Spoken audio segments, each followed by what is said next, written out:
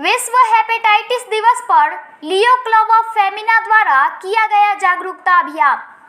छपरा अंतर्राष्ट्रीय स्वयंसेवी संस्था लायंस इंटरनेशनल की स्थानीय युवा इकाई लियो क्लब ऑफ छपरा फेमिना ने आज विश्व हेपेटाइटिस दिवस पर शहर के फिजिशियन डॉक्टर नवीन कुमार द्विवेदी के माध्यम से हेपेटाइटिस रोग के लिए सभी छपरावासी को किया जागरूक। इसके क्या क्या लक्षण होते हैं और बहुत सारे लोगों को हेपेटाइटिस के बारे में पता भी नहीं होगा कि हेपेटाइटिस होता क्या है। तो लोगों को जागरूक करने के लिए और हेपेटाइटिस से क्या क्या बीमारी होती है हम लोग खुद जानने के लिए डॉक्टर एन.के. द्विवेदी सर से आज बात करेंगे। लोग हेपेटाइटिस क्या होता है, उसके क्या क्या लक्षण होते हैं। नमस्ते सर। नमस्ते, thank you very much. Hepatitis का मतलब होता है लीवर का सूजन, लीवर का इन्फेक्शन। वो लीवर का इन्फेक्शन जो है बहुत सारे कारणों से हो सकता है।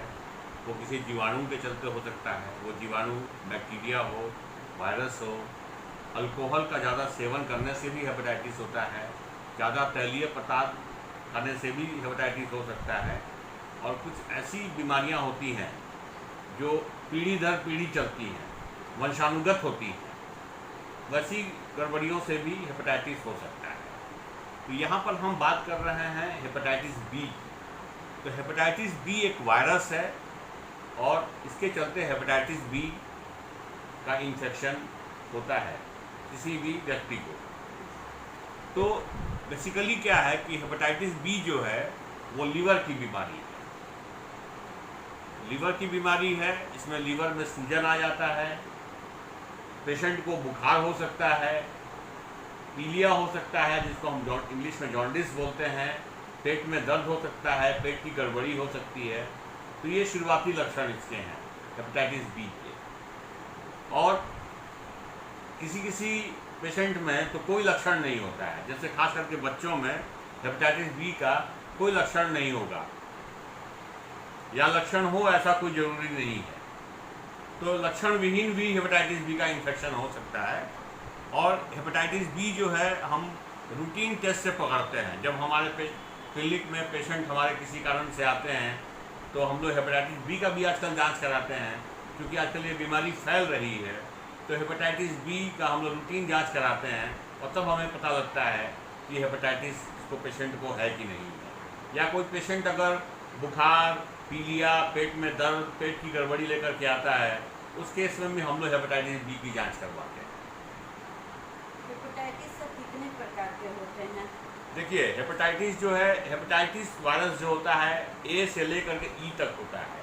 Hepatitis A, hepatitis B, hepatitis C, hepatitis D और हेपेटाइटिस ई। 5 तरह के हेपेटाइटिस वायरस होते हैं, ठीक है। और भी कई तरह के वायरस हैं, एप्स्टीन बार वायरस है, कॉक्साकी वायरस है। इन वायरस से भी हेपेटाइटिस बी होता है। तो सर सबका हेपेटाइटिस होता है, हेपेटाइटिस बी तो हेपेटाइटिस बी वायरस से ही होता है। तो सर सबके लक्षण एक ही समान होते हैं कि मोर और लेस सबके लक्षण एक जैसे होते हैं। अगर सर कोई महिला प्रेग्नेंट हो और उसको हेपेटाइटिस है तो क्या उसके बच्चे को भी होने का डर? देखिए अभी हाँ, ये इस पॉइंट को मैं क्लियर करूँगा। पहले हमें ये जानना होगा कि हेपेटाइटिस बी कैसे एक व्यक्ति से दूसरे व्यक्ति में फैलता है। देखिए, हेपेटाइटिस बी के फैलने में भोजन का कोई रोल नहीं। भोजन की गड़बड़ी से जैसे बहुत सारी बीमारियां जो हैं, जैसे हैजा है, कॉलरा है, टाइफाइड है, साधारण जॉन्डिस जैसे हेपेटाइटिस ए होता है, वो खान पान की गड़बड़ी से फैल सकता है। लेकिन हेपेटाइटिस बी जो है वो खून की गड़बड़ी है। अगर एक व्यक्ति से खून ले करके दूसरे व्यक्ति में खून चढ़ाया जाए और जिस व्यक्ति का खून लिया जा रहा है अगर उसको हेपेटाइटिस बी है तो पूरी संभावना है कि जिसको खून चढ़ाया जा रहा है उसको भी हेपेटाइटिस बी हो जाएगा। अगर सर हम लोग और उसके अलावा और कारण जानने की ज़रूरत है। एक तो ये हो गया, तो ये कैसे होता है। कभी कभी क्या होता है कि एक ही नीडल से लापरवाही वश जो है स्वास्थ्य संस्थाओं में या प्राइवेट क्लिनिक में गलती से किसी एक पेशेंट के इस्तेमाल किए गए सुई को दूसरे पेशेंट पे इस्तेमाल कर दिया जाता है। अगर उसमें पहला पेशेंट जो है अगर हेपेटाइटिस बी का है और उसी सुई से दूसरे पेशेंट को अगर इंजेक्शन पड़ गया तो पूरी की पूरी संभावना है कि उसको हेपेटाइटिस बी हो जाएगा। ठीक है। उसके अलावा सेक्सुअल एक्टिविटी से भी होता है।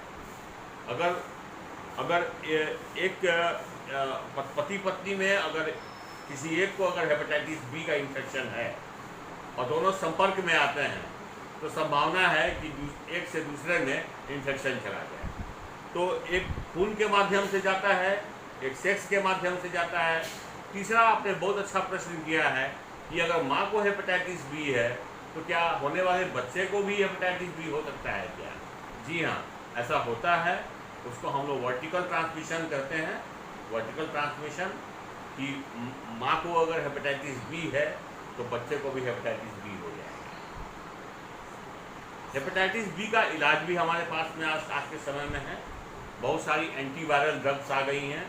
हेपेटाइटिस बी का ट्रीटमेंट होता है और हेपेटाइटिस बी जो है पूर्ण रूप से इससे बचा जा सकता है। जैसे आजकल कोरोना चल रहा है तो कोरोना का वैक्सीन आ गया है, इस तरह से हेपेटाइटिस बी का वैक्सीन जो है सर्वसुलभ है। इसका 3 इंजेक्शन लेना पड़ता है। पहला लिया, उसके बाद से 1 महीने पर दूसरा और 6ठे महीने पर तीसरा इंजेक्शन। तो क्या सर, तो ये पूरी तरह से प्रिवेंटेबल डिजीज है, मतलब इससे बचा जा सकता है। इसका मतलब सर, अगर हम लोग इंजेक्शन ले लेते हैं हेपेटाइटिस बी का तो हम लोगों को कोई खतरा नहीं है? खतरा नहीं है।